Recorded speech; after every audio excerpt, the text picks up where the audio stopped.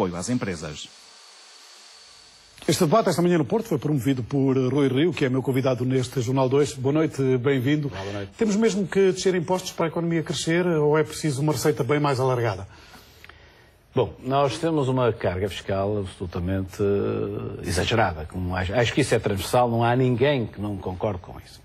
E, portanto, nós temos de baixar os impostos, temos de reduzir a carga fiscal. Agora, nós não podemos reduzir a carga fiscal sem fazer mais nada, porque isso dava cabo do nosso orçamento de Estado. Portanto, o que é que nós temos de fazer?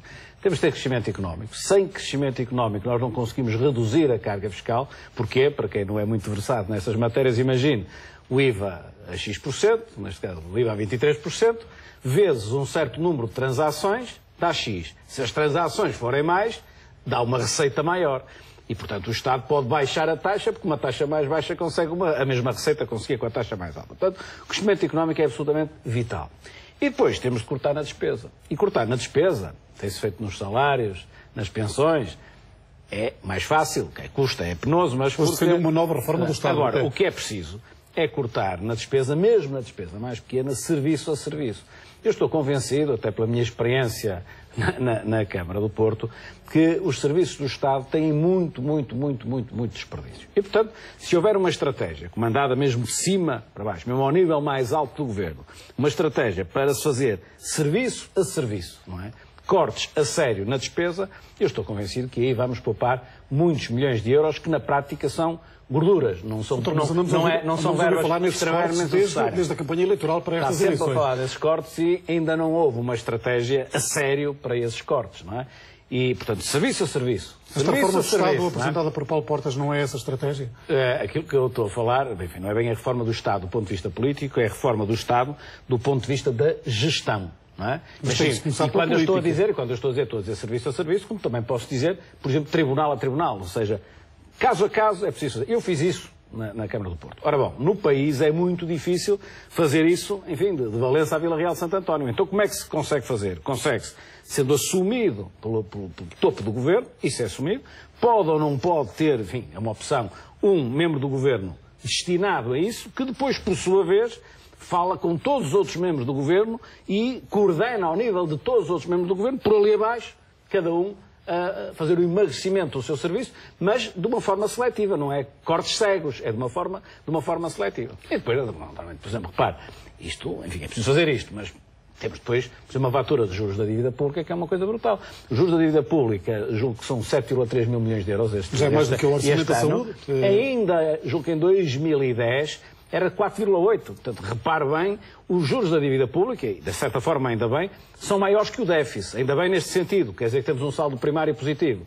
Mas Doutor, nós vamos conseguir pagar nós vamos conseguir pagar esta dívida assim, ou esta questão da renegociação que se tem vindo a falar, agora até de forma mais intensa, tem que ser olhada de frente e tem que ser encarada como uma solução? É assim. Imaginemos que um grupo económico que vende 400 milhões de euros tem uma dívida de 10 milhões de euros. Paga sem problema nenhum. Imagine que enfrenta esse grupo económico está um café que tem uma dívida de 150 mil euros. Nunca mais paga a dívida de 150 mil euros. O que é que eu quero dizer com isto? Ou Portugal cresce, ou tem um produto interno bruto maior, portanto tem mais riqueza e, portanto, consegue pagar a dívida grande que tem, ou Portugal tem menos riqueza e tem uma dívida muito grande face àquilo que é a sua riqueza e a sua produção. Portanto, moral da história, nós conseguiremos pagar a dívida se tivermos taxas de crescimento mais elevadas. Não conseguiremos pagar, de certeza, se não as tivermos. O mínimo que se exige, já agora, temos, se quiser, um indicador. O mínimo que se exige é que a taxa de juro média da dívida pública, que nós pagamos aí, deve andar em 3,7%, 3,8%, tem de ser inferior à taxa de crescimento do PIB. Mas a previsão e, portanto, hoje ainda não indica para isso. Hoje ainda não é. Nos próximos 10 anos, dificilmente. Não. Acha que chegamos lá ao crescimento de 3 e tal por cento? Temos de ter um crescimento nominal. Nós normalmente falamos do crescimento real. Aqui é o crescimento nominal, ou seja, tem a inflação. O crescimento nominal, por exemplo, para este ano, julgo que está em 2,5%. E a taxa média do custo da dívida pública deve estar em 3,8%. Portanto, ainda não estamos lá, mas não estamos àquela distância. Mas isto é o mínimo. Isto é só para melhorar o rácio, não é para baixar a dívida. Para baixar a dívida temos de ter superávit. Temos de receber mais do que aquilo que pagamos. Aí é que nós temos aí é que baixamos mesmo a dívida. Isto é o mínimo, isto que eu disse, esta comparação das taxas de juros, é o mínimo para se conseguir pôr o rácio melhor, para ele não agravar. Não seria mais prudente, nesta altura, renegociar, encontrar uma forma da dívida não ter este peso na economia e permitir que todos nós respirássemos, consumíssemos mais e ajudássemos isto a crescer mais um bocadinho? É o que vai acontecer, de certeza, se não tivermos esse crescimento. Agora, como está a dizer, é colocar uma questão diferente, que é assim, bom, mas se conseguirmos aliviar um pouco a carga fiscal, aliviar um pouco o orçamento, através de uma renegociação da dívida, isso também induziria ao crescimento. Induzia ao crescimento. Eu acho que sim, que induziria ao crescimento. Agora, nós também temos de medir a credibilidade do país no exterior. Se o país for dizer assim não consigo, temos de dar mexer nisto. Embora, quando falamos em renegociar a dívida, não estamos a falar em perdão nenhum. Estamos a dizer, esta dívida que é para pagar daqui por 20 anos, peço desculpa, vai ter de ser fracionada, vai ficar só mas a 30. Mas na prática nós já temos feito isto, aos bocadinhos também. E este também temos feito isso. E esta taxa de juro, que era de 5, peço desculpa, eu só vou pagar 4 por isto. É disto mais ou menos que estamos a falar. Agora, deixe-me dar-lhe um exemplo, que eu acho que é um bom exemplo para se entender o que é que os nossos credores podem pensar. Não é?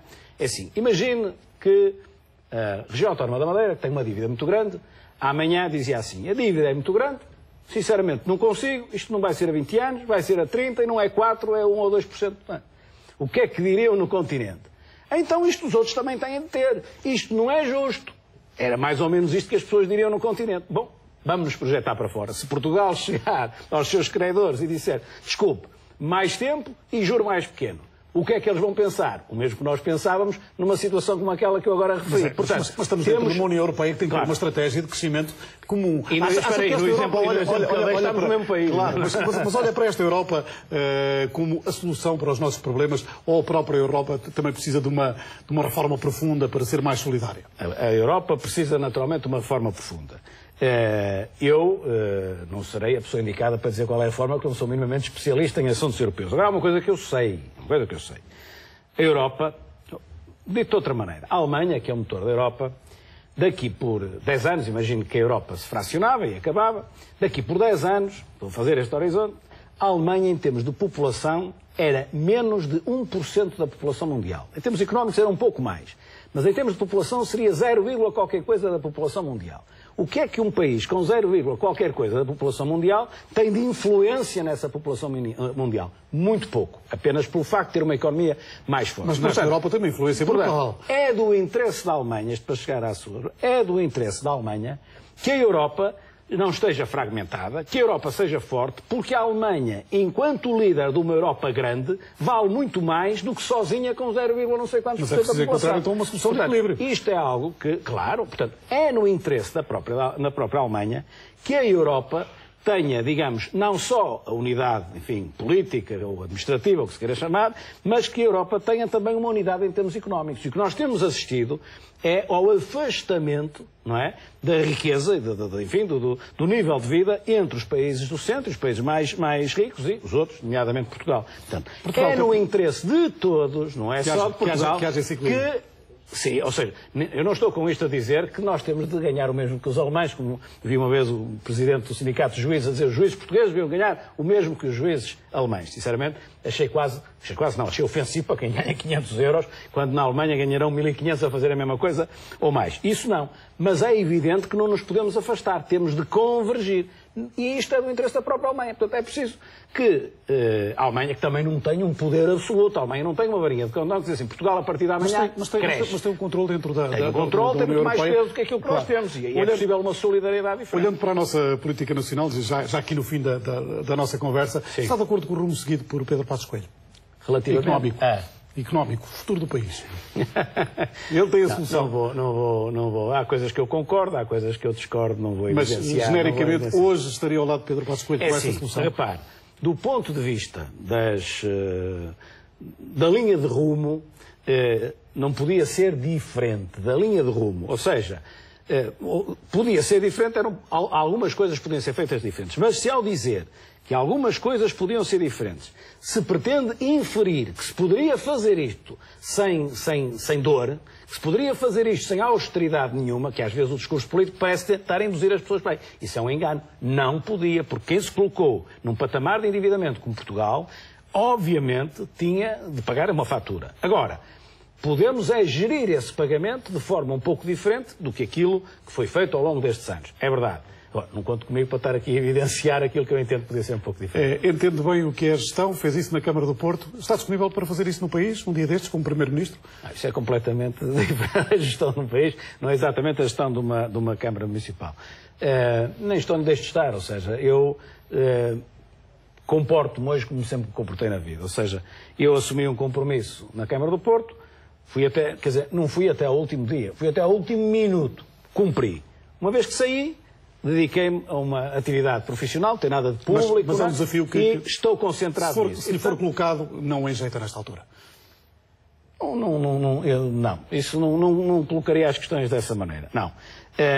Porque não é colocado. Ou seja, eu acho que alguém pode ter a obrigação de assumir uma coisa dessas se perceber que é mesmo do interesse nacional que assim aconteça e, portanto, não pode fugir. Agora, daí até isso acontecer vai uma distância muito grande e, portanto, como lhe digo, não estou a fazer nada por isso, estou concentrado, como sempre, estou agora concentrado na minha atividade profissional. Não é? Doutor, obrigado por ter vindo a este Jornal 2, Rui Rio, depois de um debate sobre a economia, onde esteve também Álvaro Santos Pereira, na cidade do Porto.